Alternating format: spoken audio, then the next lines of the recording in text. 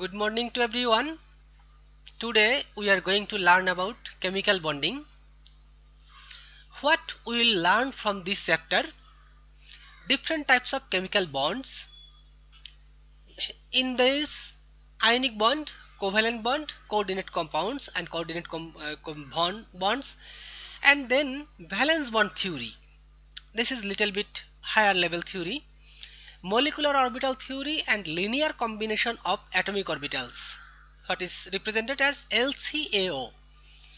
This is also another theory, how the molecular orbital are overlapped each other to form a bond. Then little bit about molecular symmetry and group theory. So these are the terms in the second chapter. So we will learn one by one. Then let's start with the different types of chemical bonds. First of all, we would like to know what is bond or what is chemical bonds. Here you can see a animation. Here you can see a sodium atom giving one electron to the fluorine atom, and then it forms sodium ion and then fluoride ion.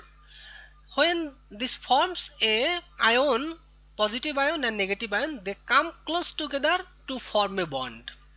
Similarly, here in hydrogen and oxygen, two electrons are shared in between hydrogen and oxygen with this hydrogen and this oxygen.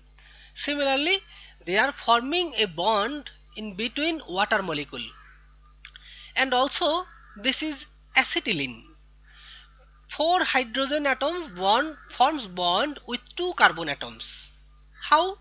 By sharing pair of electrons. So what is the chemical bond? Chemical bond is the attraction between atoms in a molecule. How the atoms are bonded or how the atoms comes close together, that means the interaction between atoms in a molecule is known as chemical bond. Or if we go for the literature definition, chemical bonds are the connections between atoms in a molecule. This is even simpler. Just what is chemical bond? Chemical bond is the connection or attraction or interaction between atoms in a molecule. These bonds include both strong intermolecular interactions such as covalent ionic bonds. Coordinate covalent bonds are also bond, but it little bit weaker than normal bonds. So we are defining chemical bonds mainly based on covalent bonds and ionic bonds. So let's see some key features or key points of the chemical bonds. What chemical bonds are forces that hold atoms together to make compounds or molecules. So these are the key points we will be learning regarding the chemical bonds. Chemical bonds are forces, that means some attraction. So when two atoms come close together, it can have the metal or non-metal. If one metal and non-metal come close together, in that case electron will be shared. And if two non-metals come close together, in that case electron will be, previously I think I have mentioned a little bit wrong. When a metal and non-metal come close together, electron will be transferred from metal to non-metal. And when two non-metal come close together, electrons are shared. These types of bonds. So what is the chemical bonds? There forms a attraction force so that the bonds are formed. Chemical bonds are forces that hold atoms together to make compounds or molecules.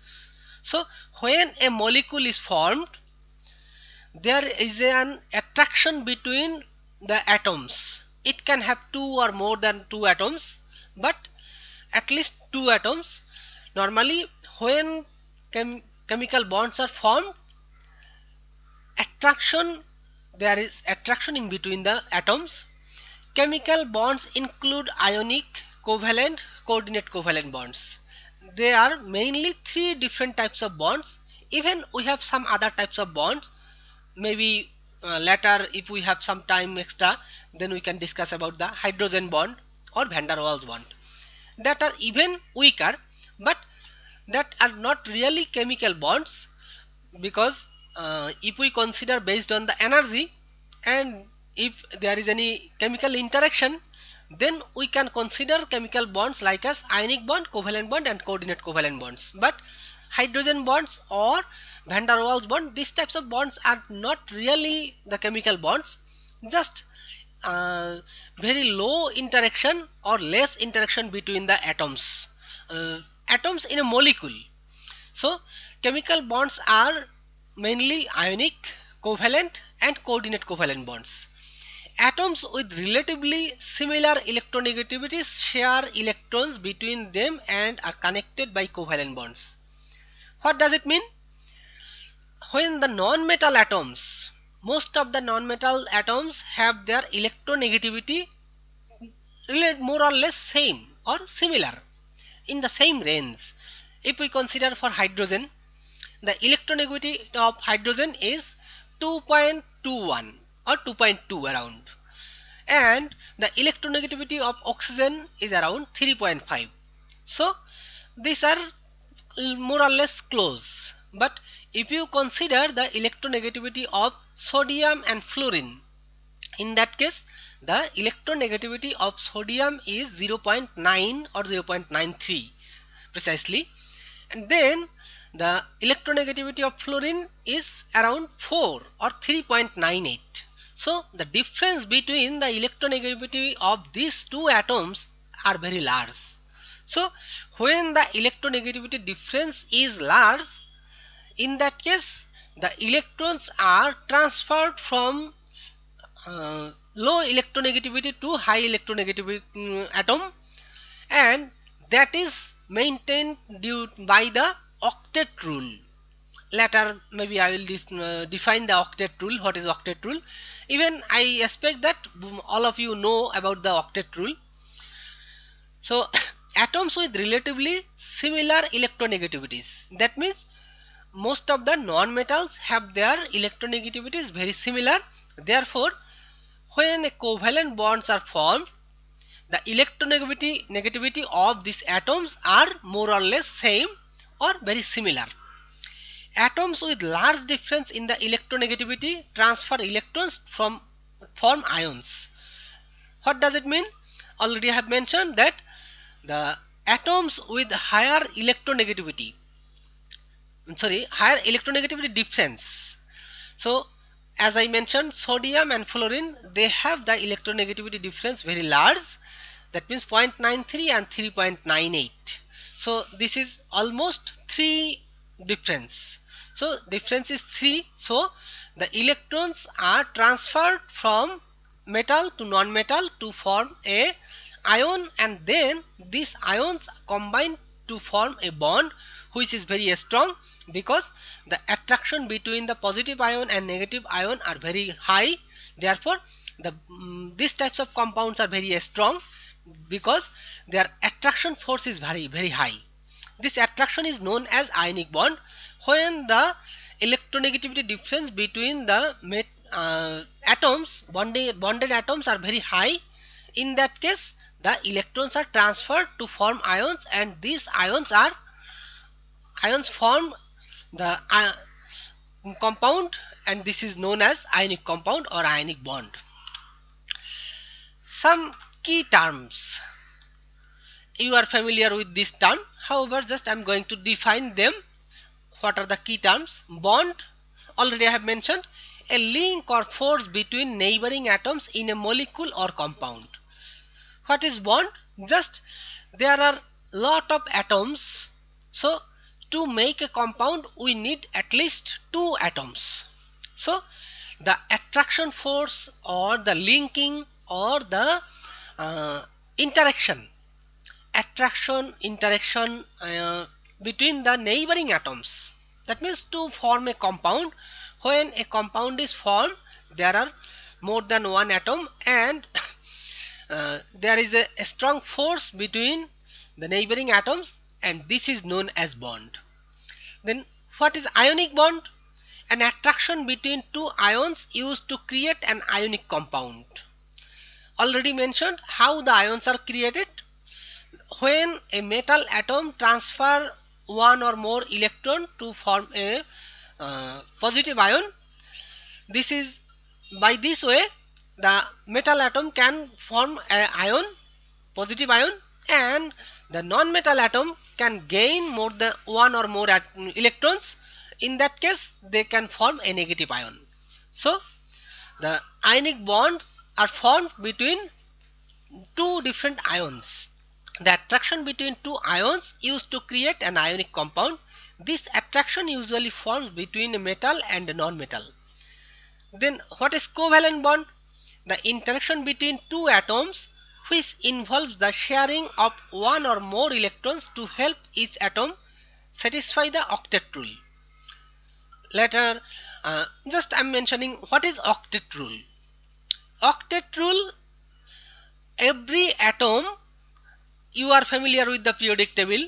So any atom, mm, if there is 8 electrons in the outermost shell, this atom can be very stabilized. But there are some exceptions where we do not have 8 electrons overall, like as hydrogen, helium, or some other atoms. But if there is uh, 8 electrons in the outermost shell, the atom becomes very stable. So when a atom in the outermost shell has less than 8 or more than 8, either it can reduce or it can accept an electron or more than one electron to have fill the outermost shell or make the outermost shell 8 electrons.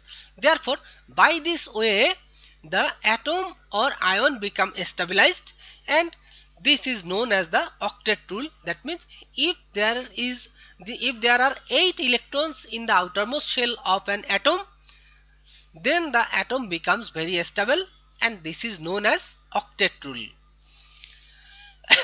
Intramolecular. Okay, this is intramolecular. What does it mean, intramolecular? Intra means in between same molecule. Intra, that means intra class. If I say intra class, you can consider your CSE as a group and or CSE is a molecule. Then the interaction between any two of you is known as intramolecular force. That means if you consider a molecule, water molecule, then the attraction between hydrogen and oxygen is considered as intramolecular force.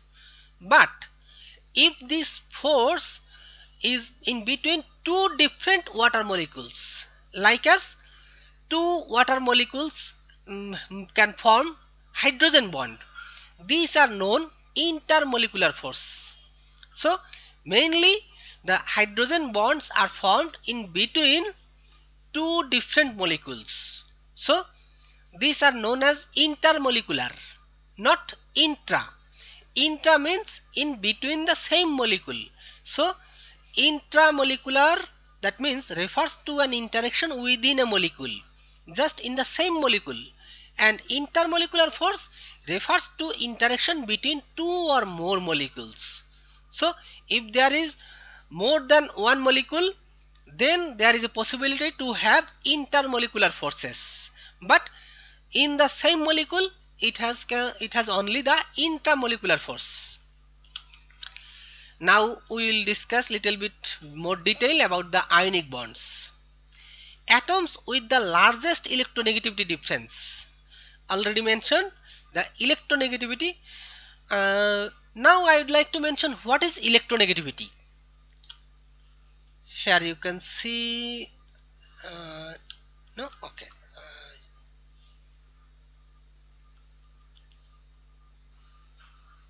Somewhere. Yeah, the electronegativity. the tendency of an atom or molecule to attract electrons and thus form bonds. Maybe you are more familiar with the electron affinity. So electronegativity and electron affinity are quite bit similar, however not exact. But electron affinity, what is the affinity? Affinity is the attraction. When two atoms are bonded together, the shared electron can be attracted with the atom. So the tendency of an atom to share or to attract the bonded electrons itself is known as electron affinity. That means how strongly the electron can be attracted towards itself is known as electron affinity. So the tendency of an atom or molecule to attract electrons and thus form bonds, this is known as the electronegativity. So every element in the periodic table has a certain value of electronegativity, but the electron affinity changes with the interaction. When two different types of atoms are bonded, the electron affinity changes, because based on the electronegativity, when the difference between, here you can see this is the value of electronegativity, these values are constant. This is for hydrogen 2.20, this is for helium, no electronegativity, this is boron, this is carbon, nitrogen, oxygen, fluorine. This group do not have the electronegativity value, because we know these are inert gases. Inert gases, they have the outermost shell field, therefore they have no tendency to share or give electron to some of other elements. Therefore the electronegativity of these group elements are 0 or no. Therefore this molecule, this side atoms has the electronegativity little bit less, and when you go in the right side or in the non-metal portion, the electronegativity increases, and fluorine is the most electronegative. So when a fluorine atom combines with any other with lower electronegativity, in that case what happens? Most of the case fluorine accepts an electron to form, because in the outermost shell, here you can see the fluorine is the in 7th group, therefore it has 7 electron in the outermost shell. So it can easily accept 1 electron to form outermost shell as 8 electrons. Therefore the this atom can be stabilized by gaining the octet rule, or outermost shell can be filled by 8 electrons.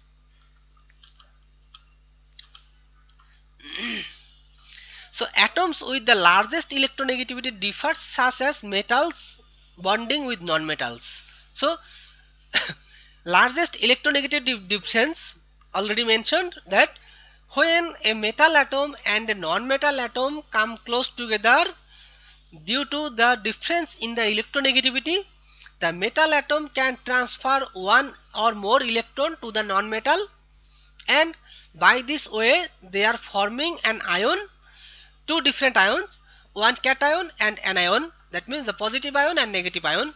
Then this positive ion and negative ion are coming close together, typically represented as being transferred from metal atom to the non-metal atom.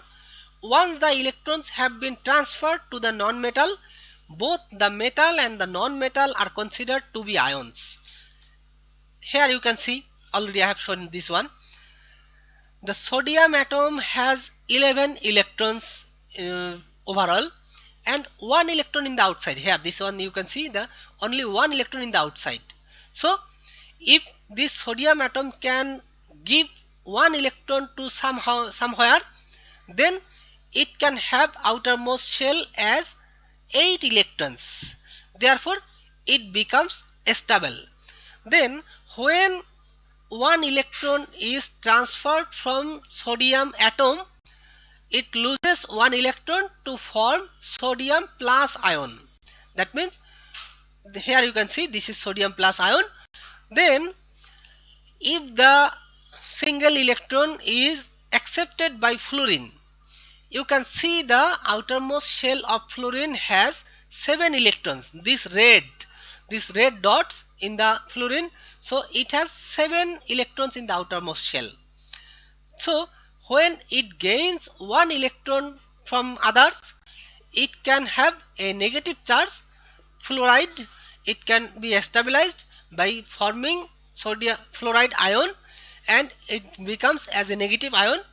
Then when sodium ion is formed and fluoride ion is formed, in that case the two ions are coming closer and they attract each other to form a bond which is known as ionic bond. Here you can see that electronegativity of sodium is 0.93 and electronegativity of fluorine is 3.98. So the difference between these two is very high. Therefore, the sodium atom is giving electron to fluorine.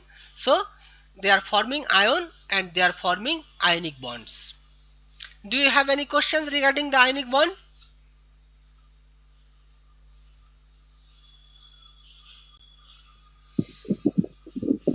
No, sir. Okay. Some key points regarding the ionic bond. Ionic bonds are formed through the exchange of valence electrons. Here you can see what is valence electron. Valence electron is the outermost electron in the atomic orbital or atomic electron or configuration. Here you can see for sodium, sodium has 1 electron in the outermost shell. Here this one is the valence electron. For fluorine, it has 7 electron. So the valence electron for fluorine is 7 and valence electron for sodium is 1. So ionic bonds are formed through the exchange of valence electrons. Exchange means one is giving and another is accepting. Therefore, ionic bonds are formed through the exchange of valence electrons between atoms, typically a metal and non-metal. Always it is in between a metal and a non-metal because non-metal cannot donate electrons. Non-metal has the deficiency less than 8 electrons, maybe 1 or 2 or 3 less than the 8, but the metal atoms have more electrons compared to the octet rule or outermost shell. If there is 1, 2 or 3 electrons in the outermost shell, these are known as metals, and for non-metals they are most of the case they have 6, 7 or 8 electrons. 8 electrons, these are also non-metal, however these are very stable and we call these are inert gases. However, most of the case the non-metal atoms have 5, 6 or 7 electrons, so they cannot lose electron, they can gain electron from somewhere. So the non-metal, the ionic bonds are formed in between a metal and a non-metal because metal atoms can donate electron and non-metal can accept electrons. The loss or gain of valence electrons allows ions to obey the octet rule and become more stable. So the loss or gain of valence electrons allows ions to obey the octet rule. So here already I have shown when the sodium atom loses 1 electron, outermost shell is vanishes. The third shell, there is no third shell in the sodium ion. That means what is the outermost shell in sodium ion? This second shell. Second shell of the sodium ion is completely filled. Therefore, it has 8 electrons and it fulfills the octet rule. Similarly, when fluorine accepts 1 electron, the outermost shell, that means second shell, becomes filled with 8 electrons. Therefore, it becomes fully filled and it follows the octet rule. And it becomes more stable because we know if any atom has 8 electrons in their outermost shell, then it becomes very stable. ionic compounds are typically neutral. Therefore, ions combine in the way that neutralize their charges. That is, when these types of bonds are formed, ionic bonds, there will be the electrons will be transferred in that way that there will be completely neutral when the bonds are formed.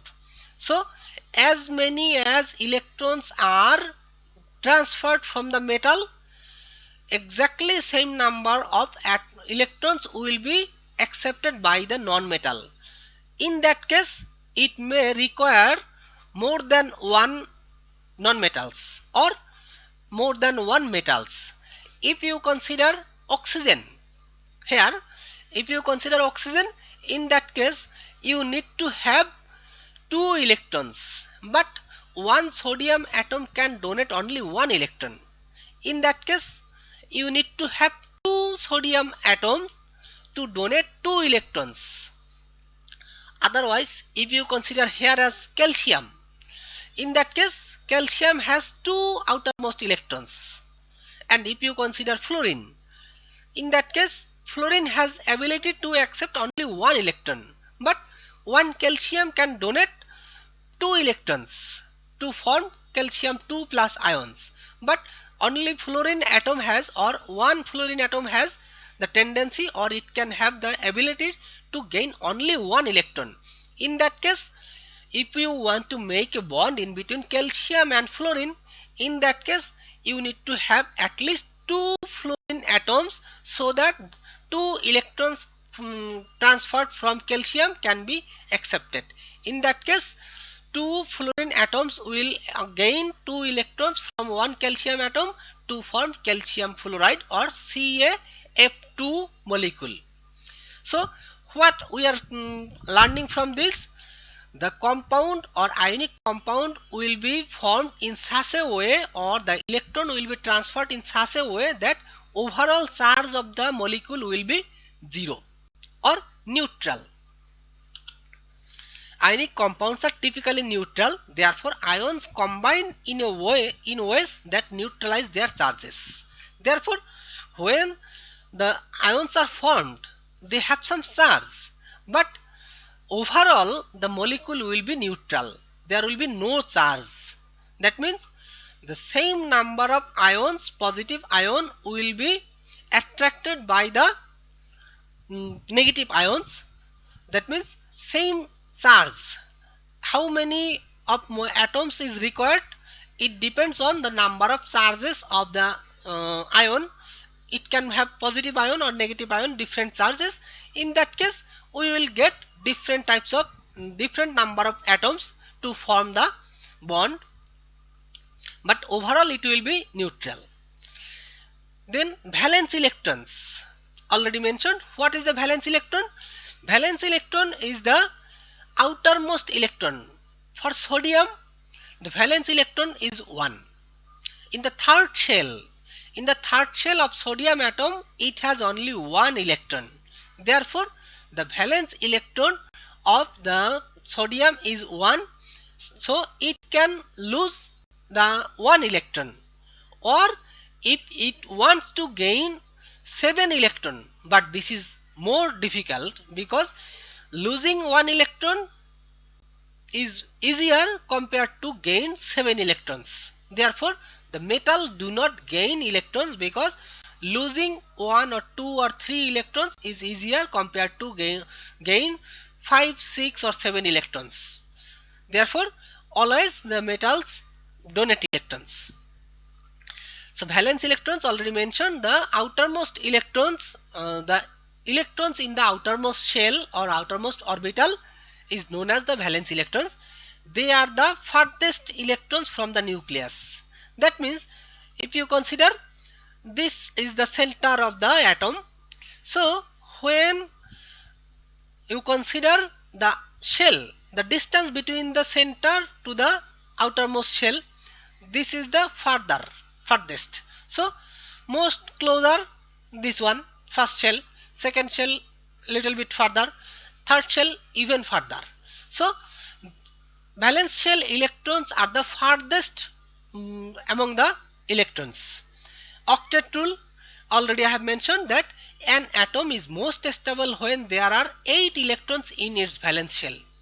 So if any atom have 8 electrons in their outermost shell, it becomes very stable, except some of them, hydrogen, helium, these types of atoms, because they do not have 8 electrons or they do not have second shell.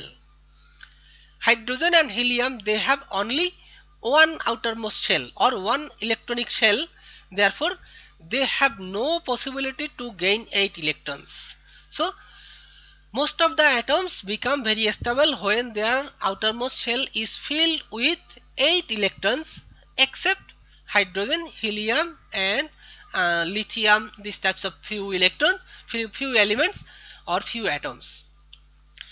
Now we'll learn something about the covalent bond. So already I have mentioned about the covalent bond. When the electronegativity difference of two atoms is very less or very similar, the electronegativity of the atoms are quite similar. When two hydrogen atoms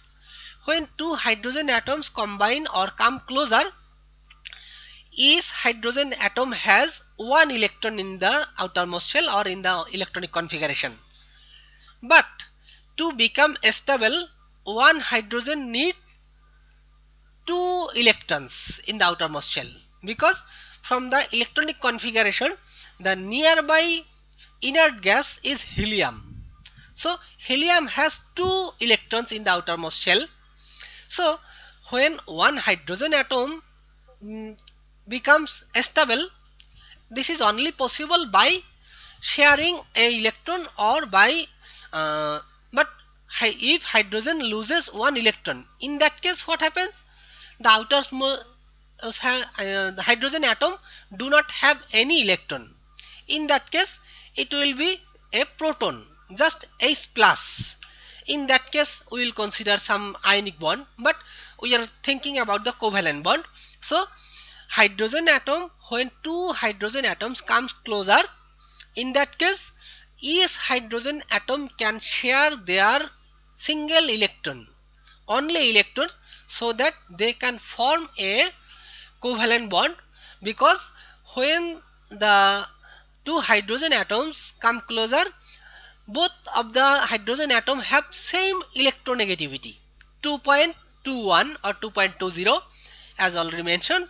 So these two hydrogen atom can share each electron in between itself, so they can form a covalent bond.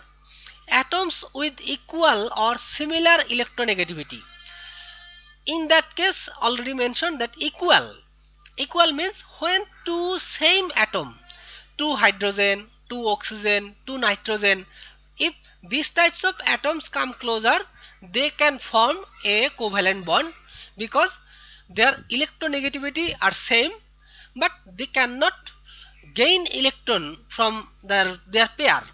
So what happens? In that case they can share their electron, and all the electrons occupy both the atoms at the same time. Just they circulate within the molecule, and they can form a weaker bond, which is known as covalent bond. So atoms with equal or similar electronegativity form covalent bonds, in which the valence electron density is shared between the two atoms. As already have told that when two non-metal atoms come closer, they cannot gain electrons from their pair. So what happens?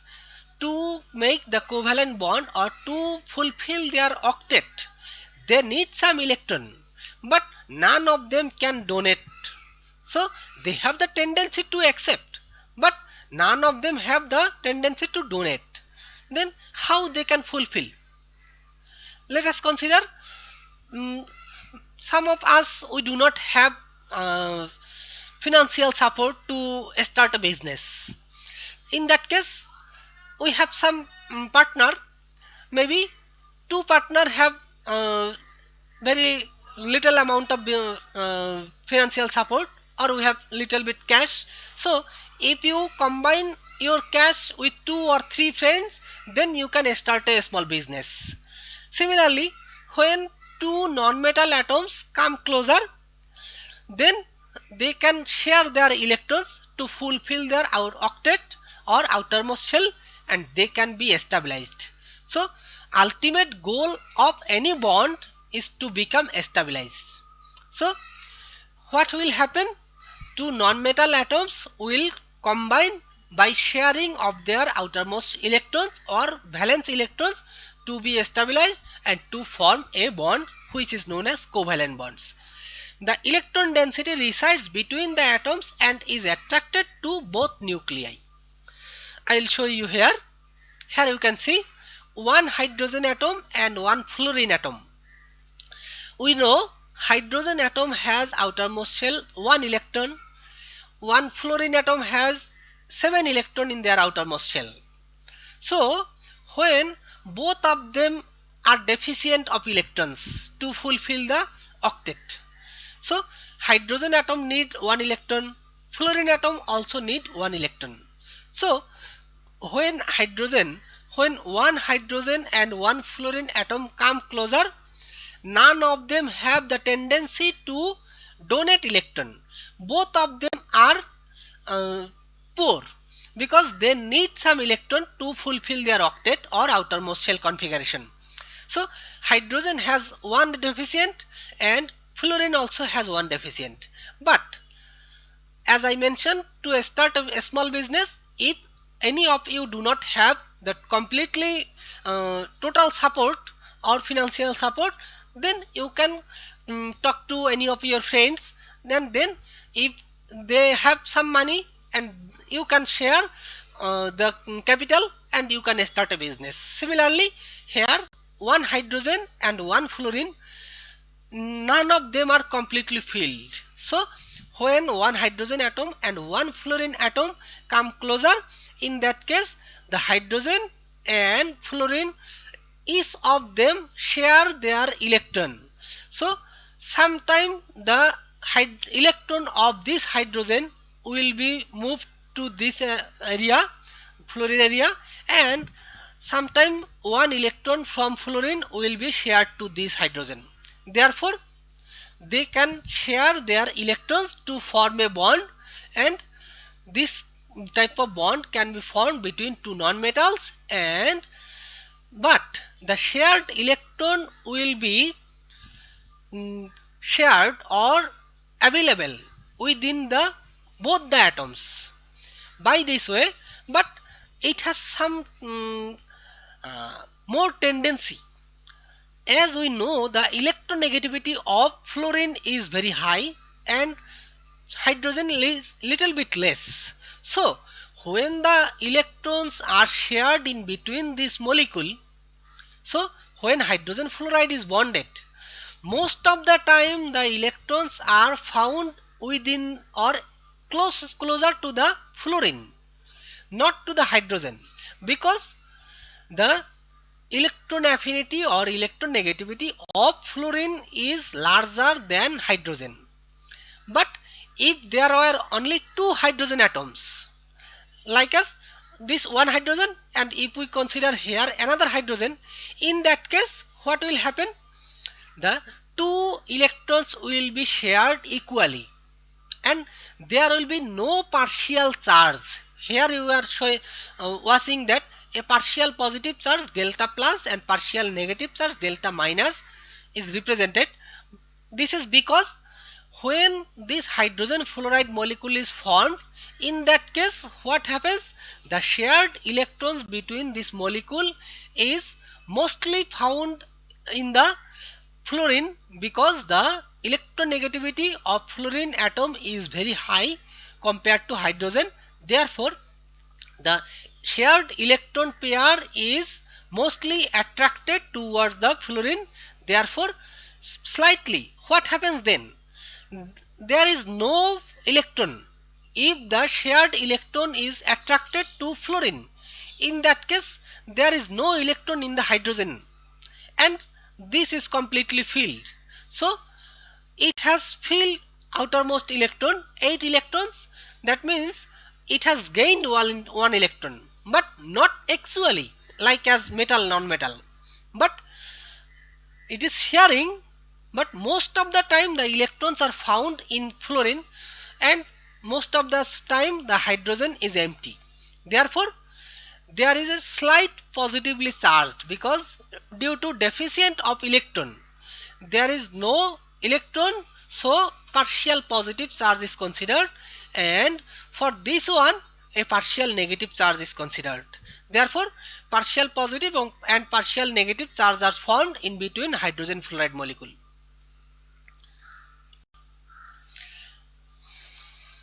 When there is a greater electronegativity difference between covalently bonded atoms, the pair of atoms usually forms a polar covalent bond.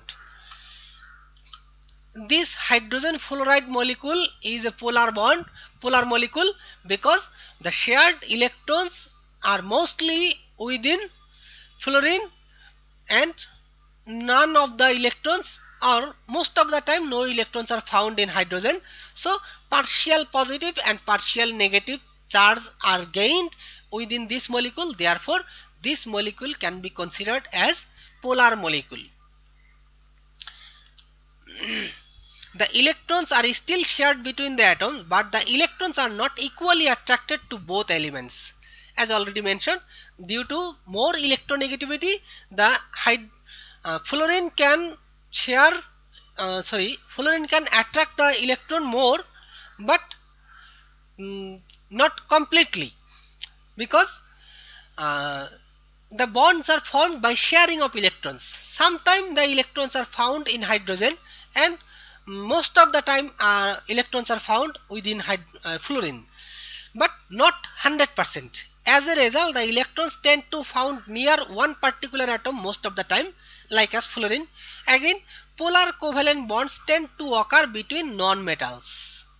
So here is a hydrogen is non-metal and fluorine also non-metal. So these types of polar compounds are formed within non-metals. Some key points: covalent bonds involve two atoms, typically non-metals, because when two non-metals come closer, both of them have the tendency to gain electron, but none of them have the tendency to donate electron. Therefore covalent bonds involve two atoms, typically non-metals, that share electron density to form a strong bonding interactions. Covalent bonds include single, double and triple bonds, and are composed of sigma and pi bonding interactions where 2, 4, 6 electrons are shared respectively. So if there is any time later, we can read about the sigma bond, pi bond. Covalent compounds typically have lower melting and boiling points than ionic compounds. This is because in ionic compounds the bonds are formed between the attraction of two positive and negative ions, which is very strong. Therefore to break the bonds you need to provide lot of energy. Therefore the melting point and boiling point of ionic compounds are very high, while as for covalent compounds the melting point and boiling points are very low, because there is no strong bond in between covalent molecule. Just by sharing of electrons they are making a bond, so we need very little amount of energy to break this bond. So the melting and boiling point of this molecule is very low. Electronegativity already mentioned, and single bond, a type of covalent bond where only two electrons are shared. Here only two electrons are shared, therefore there will be just a single bond. Now coordinate covalent bond. Just I am giving the definition of coordinate covalent bond and an example. A coordinate covalent bond can be renamed by several names. A coordinate covalent bond, also known as dative bond, dipolar bond or coordinate bond, is a kind of two center, two electron covalent bond in which the two electrons derive from the same atom.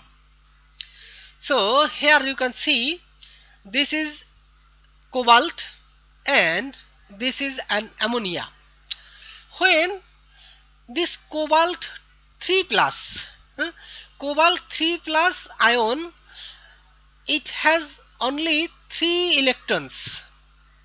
So uh, it can gain no sorry cobalt normally two electrons. So it has 2 electrons outermost, but I think here a little bit no, this is okay. So cobalt can gain, cobalt molecule is a metal. So this metal molecule cannot gain electron normally. But here this ammonia has a unpaired electron. Ammonia molecule has a unpaired electron, and it can give two unpaired electron. So we have mentioned that two electron covalent bond in which the two electrons derived from the same atom. So this ammonia molecule is giving the, in covalent compound we have mentioned that two non-metal atoms will share electron, both of them will be shared, but in the coordinate covalent compound only one component will share the electron, but the electrons will be shared both in between both the atoms. So the electrons, there is a bond in between metal, non-metal or whatever, but the electrons, shared electrons pair, that means both the electrons will be shared by single atom. These types of bonds are known as coordinate covalent bond. The bonding of metal ions to ligands involves this kinds of interaction. So here is an example. 6 ammonia can share 6 pair of electrons. So here how many electrons are there? This cobalt becomes, if this one ammonia molecule gives one pair, then 6 ammonia is giving 6 into 2, 12 electrons. So this cannot be defined by the octet rule. So from octet rule we know every atom will be stabilized when outermost shell has 8 electrons, but these types of coordinate covalent compound cannot be defined by the octet rule. So this is exceptional. So we are defining the coordinate covalent compound when the shared electrons come from just single atom, these types of bond, but the electrons are shared in between both of them. So when the ammonia shared the electron, both the electrons, sometimes it is found in the cobalt and sometimes it is found in the ammonia, but this ammonia do not completely donate the electrons to cobalt. In that case ammonia will be decomposed because ammonia has the unpaired electrons. This unpaired electron can be shared within cobalt but not completely donate. So when a covalent bond is formed and the shared electron come from a single atom, these types of bond is known as coordinate covalent bond. And this is the end of my today's lecture. If you have any question or comments regarding this class, then you are welcome to ask.